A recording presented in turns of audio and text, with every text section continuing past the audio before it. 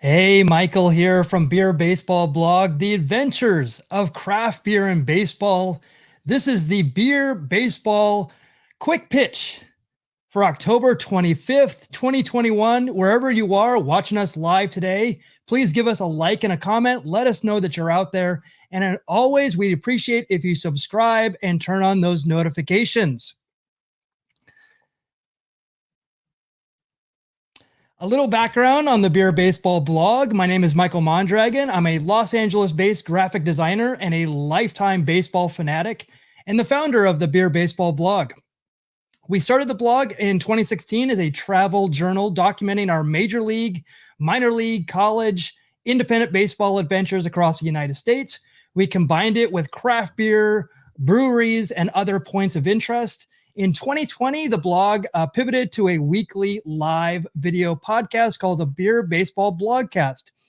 Angelo Trinidad, Kevin Lyon, Cowboy Jack Durango, and myself, we go live every Tuesday at 6 p.m. Pacific time on YouTube, Facebook, Twitter, and Twitch. I know it conflicts with Game 1 of the World Series, but if you can join us tomorrow at 6 p.m. Pacific, we'd love to have you. As always, you can watch the replays on our website at beerbaseball.com. The blogcast features craft beer reviews where we bring unique craft beers of choice and we sample them, we discuss them, and we go through that. We have a new one every week. So we've accumulated a lot. We've had some really great beers over the years. We also have Baseball Card Sharks, which is a fun and interactive game that we invented using new and old baseball cards. Not only involves the host, but also the viewers watching at home. We also have a baseball trivia segment that tests everybody's knowledge of the history of baseball.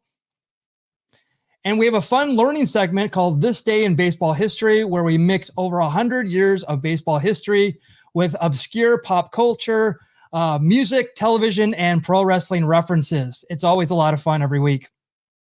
So here's another sample of This Day in Baseball History for October 25th. October 25th, 1986, one strike from defeat. The Mets tied the game on a wild pitch, and then thanks to a Bill Buckner error, win Game 6, knotting the World Series at 3 games apiece. The hobbled first baseman who graciously handles the fallout from one of the most memorable moments in baseball history becomes the scapegoat for the frustrated Fenway faithful who wrongly believed that the play alone was responsible for the Boston demise in the Fall Classic. So due to a rainout, Game 7 was actually played on a Monday. So it was played, that was on a Saturday, and then rained out on a Sunday. They played on a Monday, October 27th. And what a lot of people might not remember is that game, the Red Sox actually had a 3-0 lead in that game until the 6th inning. But the Mets scored 3 runs in the bottom of the 6th, 3 more in the 7th, and then 2 more in the 8th. Buckner actually went 2 for 4 in that game, but the Mets won the game 8-5 and win the World Series in 1986. But Buckner's career being defined by one play is definitely unfair. He had more big league hits than either Joe DiMaggio or Ted Williams, which actually was news to me. I actually, when I looked that up, that's amazing in itself. He was an all-star and won a batting title. He was playing that year on ankles that had to be iced almost around the clock. And he had 102 RBIs that year as well for the Red Sox. He played 22 seasons and twice made it to the World Series. Boston would later win the World Series in 2004 and 2007. And in April of 2008, on the day that the 2007 World Champions Red Sox were to receive their rings, Buckner received a standing ovation before throwing out the ceremonial first pitch. As the saying goes, winning cures everything, right? But a play that could easily ruin a real ball player's life. Buckner later found peace in it all, allowing himself to be the butt of the joke when he filmed a Nike commercial with Spike Lee and Willie Mays. He did autograph signings with Mookie Wilson, signing photographs of the error play, and even did a MLB Network commercial with Mookie as well. He also appeared with Larry David in an episode of Curb Your Enthusiasm in 2011. In it, Buckner's error is the running joke, and Buckner ultimately saves the day at the end of the episode, catching a baby thrown from a burning building. Unfortunately, Bill Buckner passed away on May 27, 2019, at the age of 69. Now, I've watched baseball my entire life. Like all fans, I've had my heart broken. I've watched umpire blow calls.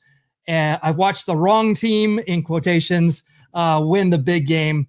But to be a lifelong baseball fan, you have to learn one important lesson, that those moments might be just the beginning of the story and definitely not the end. And Bill Buckner is definitely he's definitely stood the test of time, and something that could have ruined a career and someone's life. Actually, he's looked upon quite favorably.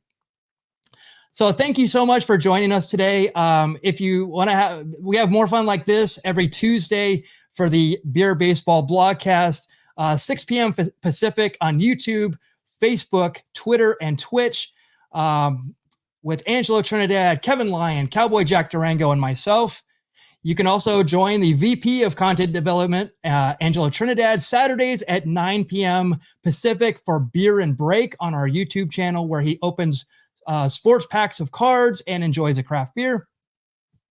We're excited to bring back our Beer Baseball Hoppy Hour with Ian and Nikki from If Sports Cards on YouTube on Saturday, November 6th, 12 p.m. Pacific. We'll be definitely plugging that some more tomorrow. And here's our social media handles for reference. We can also be found at beerbaseball.com. If we gave you some value today, please give us a like and a follow. Turn on that notification bell to get our latest content. And we will see you tomorrow night for more craft beer and curveballs with the Beer Baseball Blogcast. Good night, everyone. Take care.